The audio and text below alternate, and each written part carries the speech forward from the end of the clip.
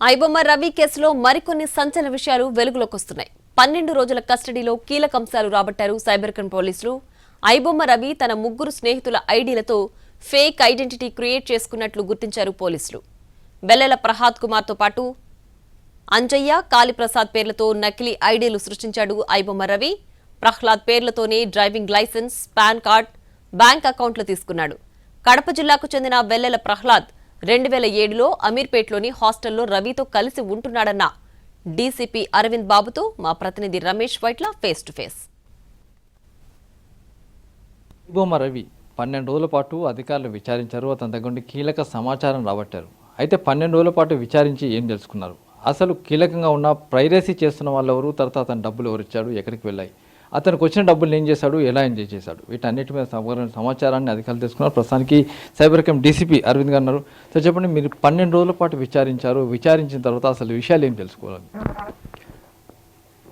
ఈ movie piracy సంబంధించి ఇమ్మండి రవిని 12 డేస్ ఇన్ 3 కేసెస్ కస్టడీకి తీసుకున్నాము. ఈ 12 డేస్లో కూడా అతను గతంలో ఇచ్చిన స్టేట్మెంట్స్, దానికి సంబంధించి కన్ఫెషన్కి సంబంధించి technical and overall evidence collect చేయడం జరిగింది. సో అది ఈ 12 డేస్లో మేము యూటిలైజ్ చేసుకొని, సో అప్పుడు ఉన్న మిస్సింగ్ లింక్స్ అలాంటివన్నీ కూడా మనము టెక్నికల్ ఎవిడెన్స్ అన్నీ కూడా కలెక్ట్ చేయడం జరిగింది. అంటే దీంట్లో మెయిన్గా పైరసీ ఎక్కడ జరిగింది, ఏ విధంగా వచ్చింది, రవికి ఏ విధంగా ప్రింట్ వచ్చింది అనే విషయాన్ని మీరు తెలుసుకోగలరా? దానికి సంబంధించి ఒక లింకప్ అని చేయగలిగారా? ఇది ఆల్రెడీ అంతకుముందే మీకు అందరికీ తెలిసిన విషయమే. ఈయన కొన్ని మూవీ పైరసీ సైట్స్ నుండి కొన్నాడు అనేది ఒకటి, తర్వాత టెలిగ్రామ్ ఛానల్స్లో కొన్నాడు అనేది ఉంది. సో దానికి సంబంధించి కొంత ఎవిడెన్స్ మేమైతే కలెక్ట్ చేశాము. అది will produce it to the court. Private సంబంధించి డబ్బులు కూడా చెల్లించాడు. అసలు ఇతనికి ఎవరైతే ప్రింట్ ఇచ్చారు వాళ్ళకైతే డబ్బులు ఇచ్చాడు, వాళ్ళు ఎవరన్నది మీరు కనుక్కున్నారా? లేదు, ఇదంతా కూడా ఎనానిమిట్ యాక్టివిటీ. సో ఇదంతా కూడా ఆన్లైన్లో జరిగింది కాబట్టి we are trying to find out ఇతనికి సప్లై ఎవరు చేశారు, లేకపోతే ఇతని దగ్గర ఉన్న మూవీ కంటెంట్ ఏమైనా షేర్ చేశారు అనేది, అది స్టిల్ అండర్ ద ప్రోబ్. ఇప్పుడు పైరసీ ఆగిపోనట్టే కదా, మరి పైరసీ కంటిన్యూ అవుతుంది కదా ఎట్లా కూడా? పైరసీ అంటే దేర్ ఆర్ సమ్ అదర్ ఇవి కూడా ఉన్నాయి, ఇంకా నడుస్తున్నాయి. అవి వాటి మీద కూడా దృష్టి పెట్టాము. That's also will take it up in the due course.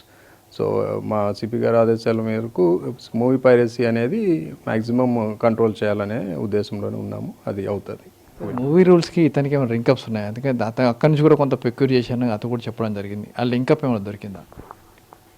లేదు, ఇంకా అది లేదు. బెట్టింగ్ యాప్స్ వాళ్ళతో కొంచెం ఈ టెలిగ్రామ్ ఛానల్ ద్వారా పరిచయాలు ఉన్నాయి. అట్లా ఒక్కొక్క పైరసీ దగ్గర నుండి వీళ్ళు ఎక్స్చేంజ్ చేసుకోవటం అయితే జరిగింది. సో అదంతా కూడా ప్లాట్ఫామ్ మీద జరిగింది. ఇతని ఇన్కమ్ ఎలా, అంటే ఇతని ఇన్కమ్ ప్రైస్ ద్వారా వచ్చిందా, లేకుంటే బెట్టింగ్ యాప్స్ ద్వారా వచ్చిందా, వేరే ప్రమోషన్ ద్వారా వచ్చిందా, ఎలా వచ్చిందా? వెబ్సైట్కి సంబంధించిన లింకప్ ఎలా వచ్చింది, ఆదాయం ఎలా వచ్చింది? ఇదంతా కూడా బెట్టింగ్ యాప్ ప్రమోషన్ ద్వారానే వచ్చింది, వేరే ఆధార్ లేదు. ఎంతవరకు వచ్చింది సార్ అమౌంట్? అది మనీ ట్రయలింగ్ అన్నాడు. 3 కోట్లు అయితే సీజ్ చేయడం జరిగింది. మిగతా చూస్తే ఇంకెంత అవైలబుల్, అది దాంట్లో అది మనకి అవైలబుల్ ఉంది కాబట్టి దాన్ని చేయగలిగాము. బట్ ఇంకా అసలు ఇతను మొత్తం ఉన్న అకౌంట్స్ ఇవన్నీ కూడా వెరిఫికేషన్ నడుస్తుంది. వచ్చిన డబ్బు మొత్తాన్ని కూడా మొత్తం జలసాల కోసం ఖర్చు పెట్టినట్టుగా చెప్తున్నారు. నిజంగా అదే జరిగిందా?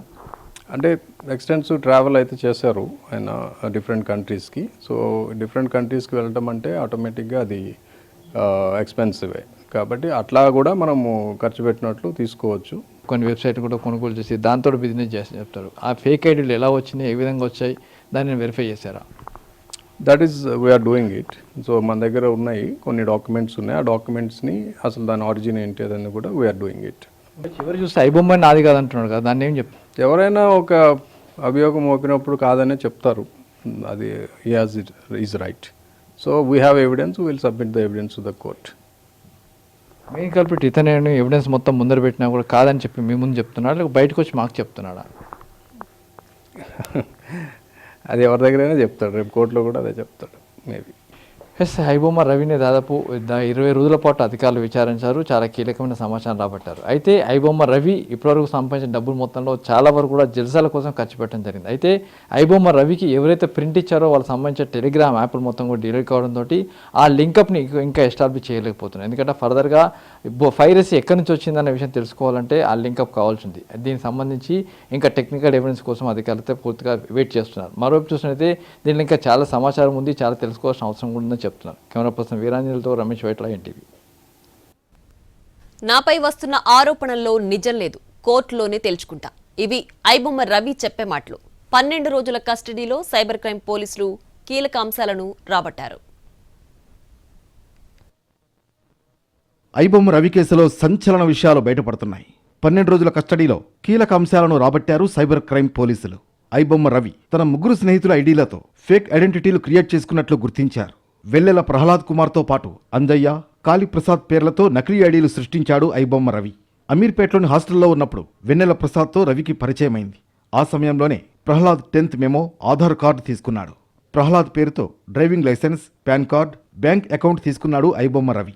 పేరు మాత్రమే ప్రహ్లాద్ది పెట్టి ఫోటో మాత్రం తనది పెట్టుకుని ఫేక్ ఐడీలు తీసుకున్నాడు. కడప జిల్లాకు చెందిన వెల్లెల ప్రహ్లాద్ 2007లో అమీర్పేటలోని హాస్టల్లో రవితో కలిసి ఉన్నాడు. ప్రహ్లాద్తో పాటు కరీంనగర్కు చెందిన అంజయ్ పేరుపై కూడా కొన్ని ఫేక్ ఐడీలు క్రియేట్ చేసుకున్నాడు. 10th క్లాస్మేట్ కాళీప్రసాద్ ఆధార్ కార్డుతో కూడా ఫేక్ ఐడీలు సృష్టించుకున్నాడు. పాస్పోర్ట్ మాత్రం ఇమంది రవి పేరుతోనే తీసుకున్నాడు. ఈ 3 స్నేహితుల పేర్లతో హాస్పిటల్ ఇన్, సప్లయర్స్ ఇన్ వెబ్సైట్లను బినామీ పేర్లతో కొన్నాడు రవి. ఈ 2 వెబ్సైట్లు సక్సెస్ కాకపోవడంతో ఐబొమ్మను సృష్టించాడు. మొత్తం 13 కోట్ల ట్రాన్సాక్షన్స్ గుర్తించారు సైబర్ క్రైమ్ పోలీసులు. 3 కోట్ల రూపాయలను ఫ్రీజ్ చేశారు.